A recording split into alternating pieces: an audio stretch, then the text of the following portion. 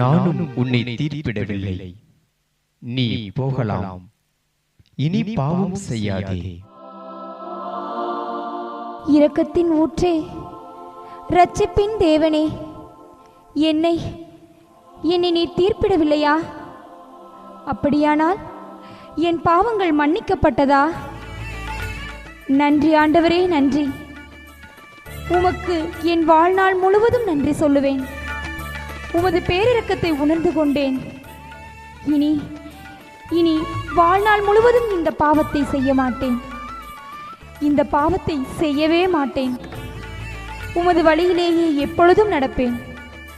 நன்றி ஆண்டவரே, நன்றி.